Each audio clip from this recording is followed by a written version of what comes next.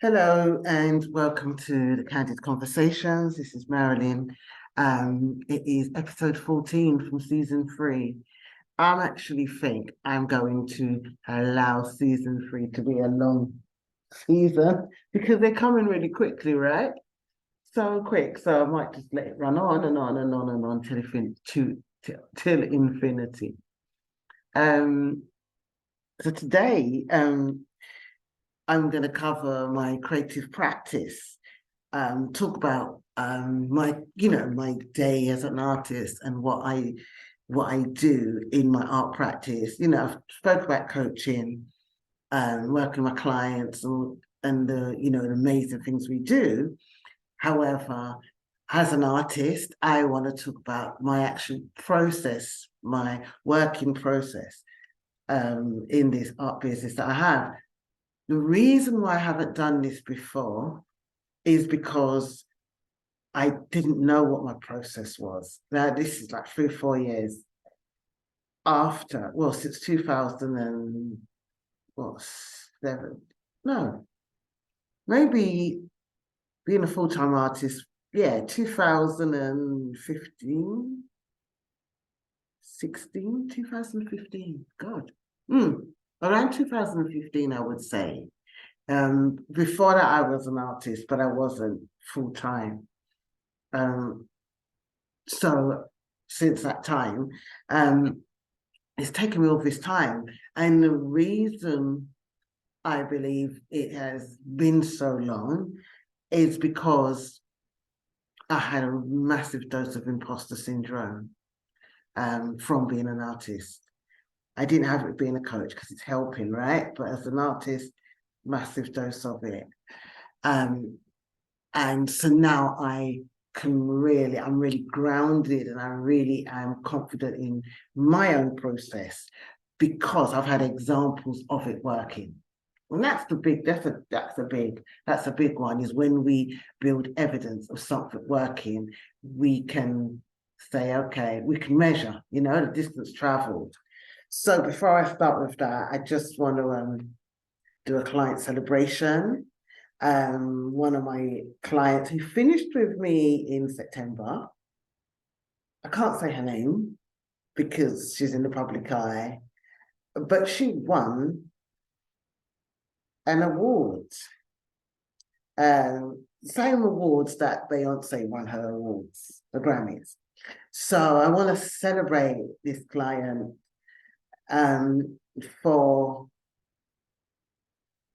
her ability to just be herself and to just live for the creativity. Her creativity to her is so important. And her why is a heart-based why. So her why is wanting to make a difference in this world. It was never to win a Grammy. Those things are nice, affirmation of what she does, but her why is that to just speak about her journey and to help to inspire others and to live in accordance with God, because she's a very, very faithful person of the Creator. And so for her artistic practice has always been just her doing her. She's a classic example of when all you know is to be yourself and to do yourself, and it's paid off. But her work has actually been, what I'm commending her for is that she's been true to herself, but she's also traveled as an individual emotionally and spiritually so far. And her bravery to look at the places which wasn't working and either adjust them or get rid of them is astounding. So for me, no matter what level of your artistic and creative practice you're at when you come to work with me, it's your willingness to stay true to yourself is what I love about this work. So I just want to praise her for that, client praise. And just to let you know that I have a couple of spots available for one-to-one coaching. So if that resonates, or if my work, any of my podcasts resonates with you and you want to do some work with me, you want to be really clear about your practice, your work, your business, and feel confident, and it could be securing one contract, it could be securing one client, it could be making 10 sales. If you are a trailblazer already and you have a level of skill that you want to share with the world, then drop me a line. It's in the show notes. Follow me on Instagram, MJ Fontaine, and you can drop me a DM if you want, or book a consult through Instagram or the link I'm going to provide. Okay, so put my glasses on. So creativity is a pathway, the sacred practice of creating. This is what this episode is called. And this is about how I create space in my work, how I create my projects, how I obtain funding, my process, and also colonizing my art. Because that's really important. But I'll talk about the sacred practice. So I'm in my studio. I always record from my studio now. And today, I just felt like I needed to just come into the studio, put my bag down and everything, and just start creating. What I used to do in my other studio is that I would come in the studio and be in a state of, I feel like an imposter. What am I doing in this studio? Who am I? So to ground myself, I always lit a candle, lit some incense, and I would just sit and get into the mood. And I would always play like music. I find in this studio, because I've got the coaching business, I would tend to come in the room, put the computer on, and answer emails and all those things which are coaching.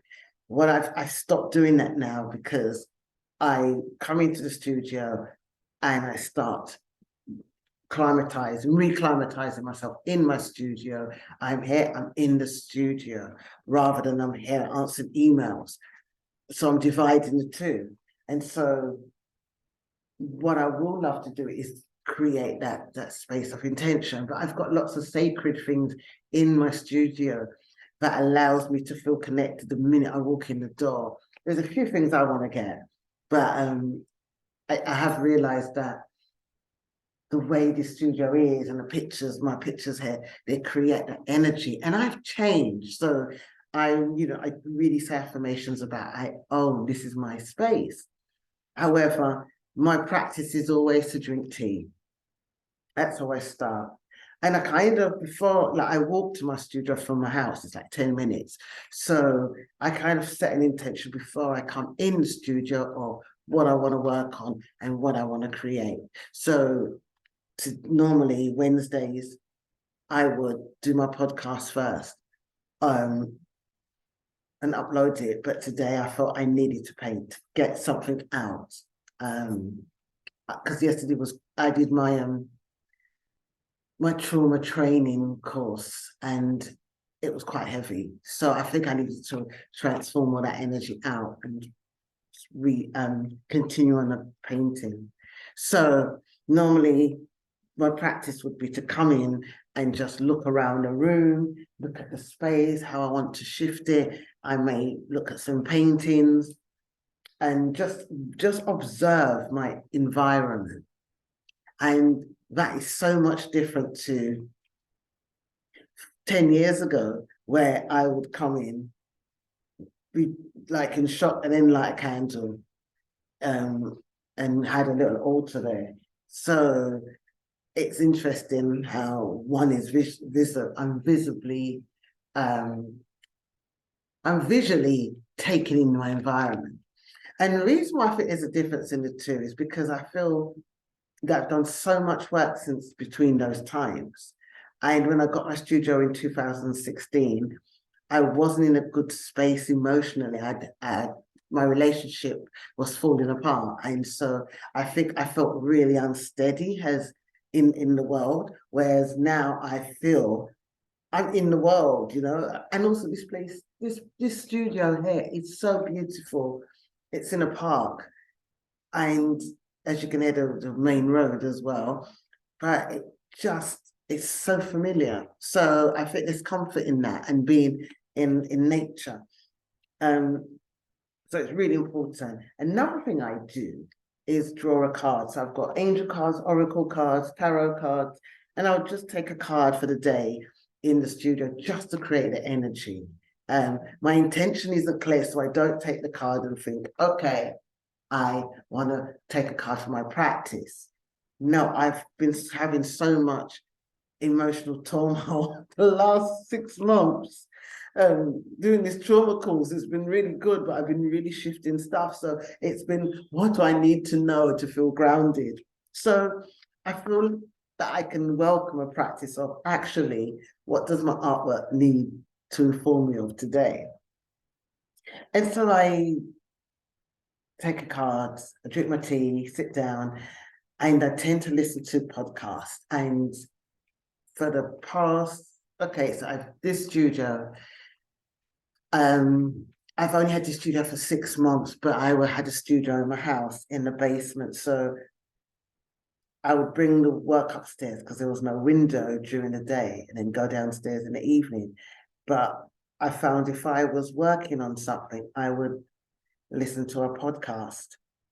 And again, it's past 6 months. So, you know, I've been coaching religiously. And so I would be listening to coaching podcasts. Since I've got this studio, something has changed for me, and I listen to coaching podcasts, but I'm listening to more spiritual podcasts or looking at YouTube spiritual videos. So I've shifted because there's such a clear line between my practice, even though they feed each other, but my art practice is my art practice, and I want to get back in touch with me and my spirit. Whereas with coaching, it's about the other. I'm a channel, you know, I'm using tools, but I'm also tapping into ancestral stuff, you know, the client, the energy of the coaching relationship, you know, grounding myself. Whereas this one, I can, you know, I can just let go. And so I think it's really important of the, you know, listening to some spiritual podcasts, even some coaching podcasts. But I feel I'm drawn to podcasts where it's not just about strategy and clients and getting money and all these things. It's more about connecting with the divine, connecting with your spirit, spiritual connections, relationships, psychology. So I tend to go into that. So, you know, and when I'm doing other paintings, I will go into listening to music. So, but I find winter time, I tend to be more in myself with all my practices. And as the sun is coming out, I will be listening to more music, more different types of music in the studio. But at the moment, it's like I'm just in the spiritual kind of inward space.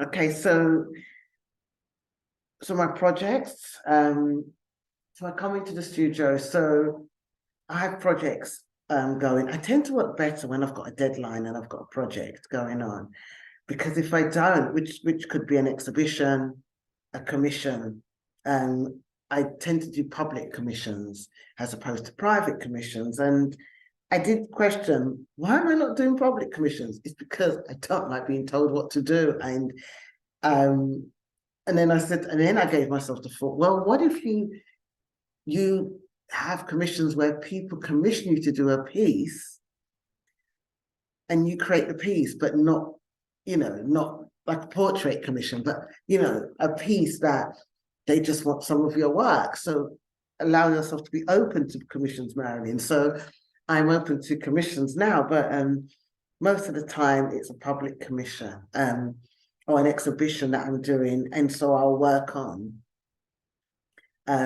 maybe paintings to do with that. What I tend to do is I tend to have like side little warm-up projects that I have no goal in no outcome apart from just seeing what comes out, what's coming out, like practice if I'm not doing a course. And then I've got a working exhibition. And so I create from my own head, I just start creating, but I tend to have a color theme. So if I'm drawn to a color, I start working with that color. And then I tend to do, because when I first restarted painting, I would just paint all these different colors, all these different things. But now looking around the studio, I tend to have different like pairs or either sets of 4 or 5 or 6. So I tend to have a collection now, because when you're showing work, it's easier on the eye. And also I like to have a theme. I just think it really helps my scattered brain. So I work on a theme, and I've got about 4 or 5 4 paintings unfinished. And the reason being is that for what I need to get some gold leaf, but also sometimes the paintings can be quite deep and quite emotional for me. I like to leave there. And so I'll have 4 at a time, but they're mostly finished. They just need in decorating terms, snagging, so little bits that needs touching up and finishing off. But what I tend to do with my work is that if there's bits that need finishing off, I won't touch it until I'm near an exhibition. And that's when I finish off certain bits. For me, it just feels better because there's always something to do. So I don't like to varnish my paintings until the last minute, because there's always something I want to add. And which leads me to my process. In a minute, I'll talk about that actually. Which leads to my process, but before I get into the process, I did put down how I obtain commissions or funding. Well, with funding, if there's funding calls open, I will see funding calls for funding, and I may apply to them. I've been, as you know, in my other podcast, how I obtained 10K from Arts Council. I applied to them 3 times. I got funding twice. So the first time I didn't get funding. The second time I applied for the Culture Recovery Fund, Artist Recovery Fund. That was during COVID, and got that money. And was like, oh my God, I'm a person, once I do something right, then I would do it again and again. So I applied for that, and then I got funding. And then I was doing a coaching program, and I put down, I want to make 10K by the end of the year. 10K, that was nothing, That's before I knew about, asking for what you're worth and making money, But it was a lot to me at the time. And then I applied for the Arts Council, but I was already changing my mindset anyway. I was in Scholars, which was Brooke Castillo's coaching incubator, and I was getting coached, trying to get clients. I think it was also Susie Ashworth. It was in her group, and I said I wanted to make 10K. So I made, I got that funding. But before that, I had been the chunk of the commissions that I've had have been somebody contacting me. And this is why putting your work out there is so important, is because I showed up. The minute people said to me, can we buy your artwork? I started to sell prints. I started to make my artwork. But whenever there was a local event on, I would be there. I would put stalls. There was so many times I didn't sell much. And then I think I joined Forest Gate Arts Trail. Wasn't getting paid for it. And I submitted 2 pieces. And then I had a stall, and I think somebody just passed my name on, literally. And you've decided to empty the bins outside.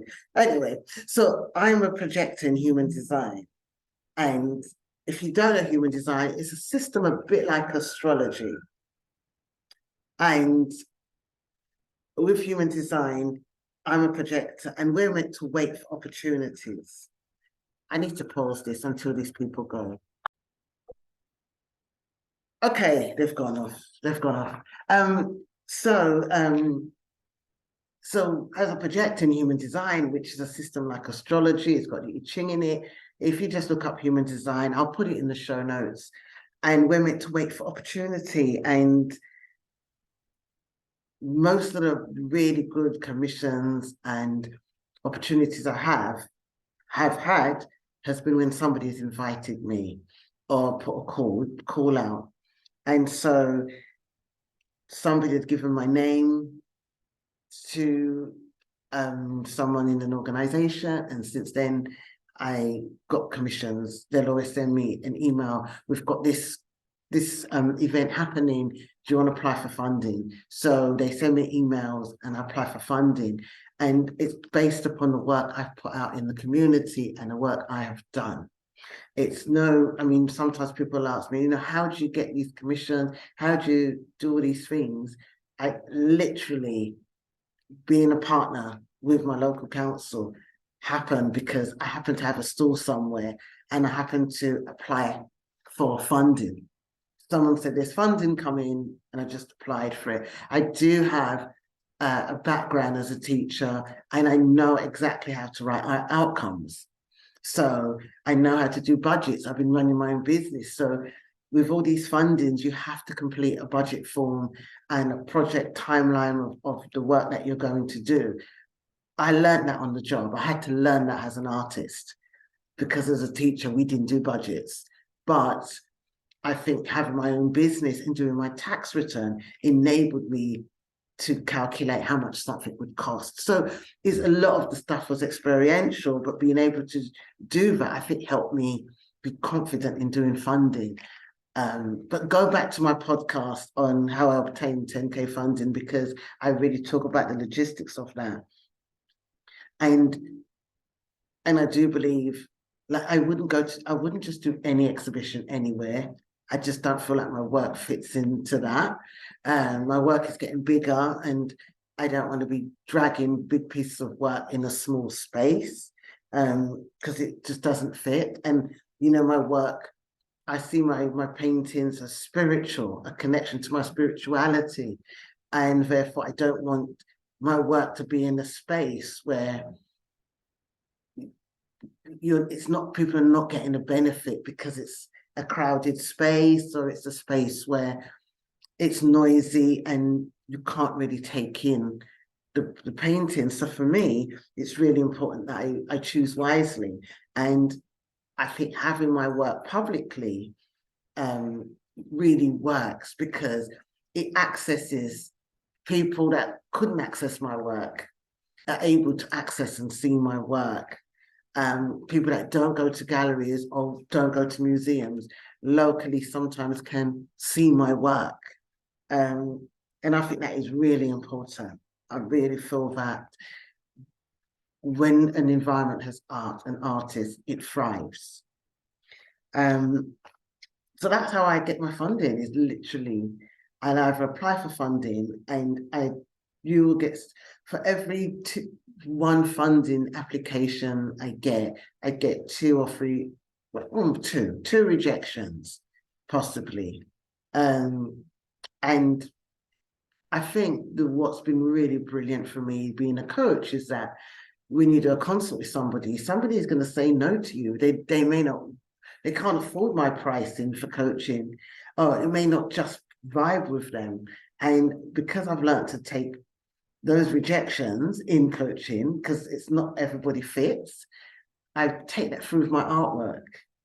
But I do believe when I created for the love of it, and I had people that wanted to buy my work, and I think that really helps. The imposter syndrome, I had to work through that and go through the feeling of being an imposter syndrome, and also working with artists myself as a coach. I realized that imposter syndrome, when you work with somebody, is a process.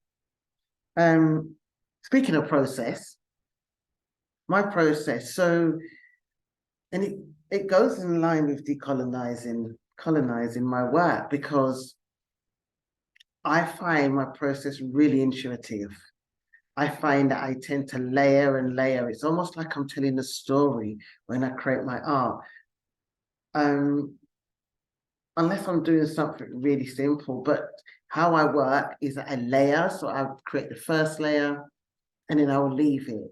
And then I'll put another layer and then another and another. And within all those layers, the art would have been one thing. So the face would have looked like like one type of facial feature. And then by the time I've laid and laid and laid, I've changed it. And I have quite not intentional, but I have quite some brush strokes. So I'm not what I call a neat painter. That ethic is neat, and I'm not precision painter. Some things I have precision in, and others I'm not. And I'm being tested for ADHD literally tomorrow, literally next door to my studio.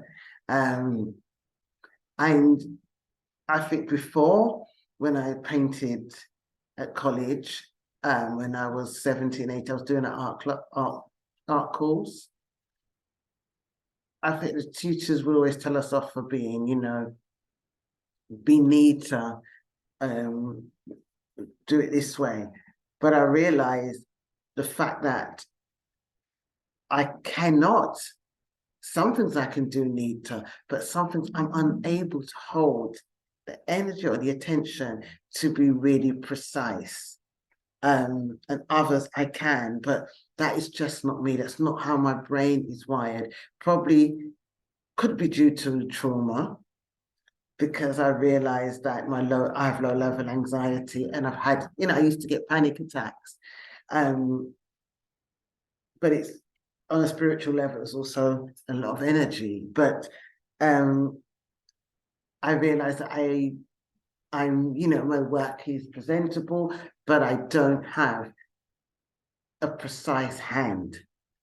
And I layer and layer and layer. So, and I think this is what makes my work intense. I mean, I could have something yellow as a background, and then it becomes, I'll put blue over it, and then green and another color. And then you're left with maybe a blue, but you can see through those blues all the other colors underneath. And it's not intentional. I don't do it. Well, it's kind of intentional, but I don't do it for an effect. It is actually a process. So I don't do it because I want to create a green with blues and yellows underneath. I literally start with yellow. And I don't say this is the first layer, I just paint. And there have been a couple of paintings where I've been intentional, exactly what I want to create, and they've worked out brilliantly. And I do think that some of the paintings that I've done, which have been intentional, have been just as powerful, if not more powerful, than the ones. I don't know, actually. I can't say that. I was going to say more powerful, but they're not. They're equally as powerful. Or is it that they end up actually having the same outcome? That's something to consider. But my process has been a surrender, because I did a foundation course at college, and I was going to go on to do a degree. My mum couldn't support it financially, so I had to go and work in fashion. However, I do believe the fact that I didn't do a degree, although I did an art advanced practice and a degree equivalent now in art, I think it's kept this style. I think that if I'd gone to university, I could have possibly lost this authentic style. And this style represents the work I do. It represents the traumas, the triumphs, the journeys, all the women I've worked with, the women in my family. When I create my art, I surrender to a process that is not of this world.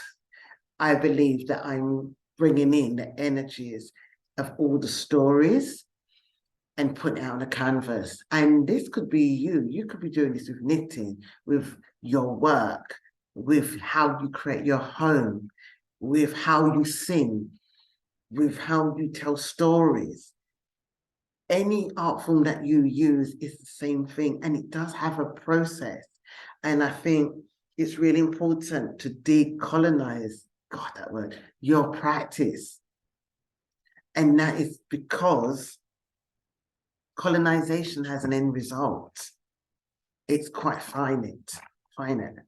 It's, so it's we're going to do this to obtain this and for this outcome. Whereas when you look at other systems that were not, they weren't colonizers in the way we know it. It's very much, we're doing this because it's a conversation between us and the divine. And we want to show reverence. And so our art is a reference of our relationship with the divine, or the stars in the sky, or about consciousness. And it actually is just an ongoing thing that we're doing. It's like a prayer. It's like when you think of a prayer, it's, yes, it has a beginning and an end, but a prayer is something you constantly do. Puja is something you constantly do. There's no like, yeah, I do a puja to get a husband or some money, but it's something it goes throughout the time. And the art, which they call artifacts, was actual sacred objects.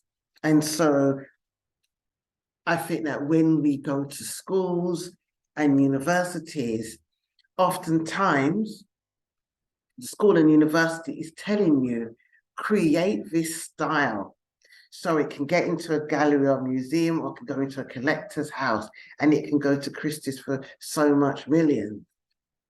And then you've got somebody who's got a beautiful picture in their home, and it's a symbol of their wealth. As opposed to, you're creating this because it's my experience, or I'm creating this because it's my experience. And it's a reflection of where I come from and who I am. And anybody who looks at this piece, if it's in a public place or in somebody's house or on the internet, that it's going to provoke a feeling in them where they can celebrate being themselves. So, for example, meet a Black woman in divine attire. So the piece which I'll put on the YouTube is the High Priestess, which I'm doing, and that's a personal project for me. And for me, the High Priestess is about reverence and sacredness of a woman. And so people that are into the tarot don't need to, or people that are not into the tarot, they don't need to know the symbology of it, but they just see in the picture, I hope it makes you feel better. And so for me, decolonizing my work is having no damn rules and expressing who I am as a woman, as an artist, as a daughter, as a sister, as a lover. It's all in the work. I don't need somebody to come and see my work and say, your lines are not straight, your shading is not straight, your color's not straight. We need to do this. We need to reference this person, and we need to reference that. It's lovely having artistic references. I actually think that it's not a bad thing, but I do feel like if you're a person that has been in art school and you've come out burnt out, which often students come out and feeling less than, or feeling in the belief that your work has got to be a certain way, then you need to decolonize your work. And I go back to the beginning of the podcast when I spoke about my former client who got the Grammy. If they went to music school and they learned about traditional music, or they went to performing arts school, what would happen? What would have happened with their gift, which is touching millions of people? What would happen with that? So that's my practice. It's literally a sum total of all the experiences that I've had in a space as an artist where I felt like an imposter. And that comes from coming from a generation where we didn't have these spaces for ourselves. Why are you wasting money on a studio? You know, you've got bills to pay. Actually, it's a career. The more you meet your experience, the more it will show up for you. So, in a nutshell, my sacred practice of creating is first creating a space in my studio and really being intentional of what I'm going to do that day. It doesn't have to be written down, but just give the studio, you know, a nod, all your pieces and everything that's in your studio, be aware of it. So you start building a relationship with this, with the energy of your space. Light candles, incense, oracle cards, anything that affirmation cards, if oracle cards are not your thing, anything that gets you in the mood. Working, getting commissions. Forget about trying to get a commission. Just put your work out there, because again, if you focus on getting commissioned, if you focus on getting funding, you are going to miss the moment of possibility, because you may not be a person that will get funded. You may have people that are going to buy from you that just keeps you going. I know people that make 5 to 10,000 a month just selling prints. Okay, so just get your work out there. Free events, local events, arts trails. Do that first. Stop thinking about you need to be in a museum and all these places, because you cut off all your joy. And if there's local spaces, your libraries and places like that, offer your work, they're free if you're doing it at the beginning. Offer your work free. That is exactly what I did. And like I said, I always work with a project in hand. I always work with a theme. My theme has been my heritage project. That's going to be for a long time. But I always say, for me, it's nice to just do my work in themes. If you're just starting out and you're called to just do different pieces of work, go with where your energy feels alive. My process is surrendering, and I work with layers. You don't have to be that person, but find your process. The more you paint, the more you know your process. And your process is not, I mean, when I first started, I was painting a picture in a day. I was working, but I was painting a picture in a day. I feel much more different about my work, and it's much more bigger. Decolonizing my work, lastly, by doing me, by doing what's intuitive, by doing what's organic, by seeing my work as an extension of my spirituality, my culture, and my ancestors, a connection between me, my ancestors, the creator, and the world. So it's not about being a master of art and art techniques, which I love, and I always like to find interesting art techniques, but it's doing all the things that society or colonization pushes away. So being my natural self. And what's next? Well, I've got studio diaries. So if you want to see this podcast, if you're not listening to it on YouTube, go to YouTube. Or in terms of the art practice, I have a Patreon, and it's literally just a space for artists.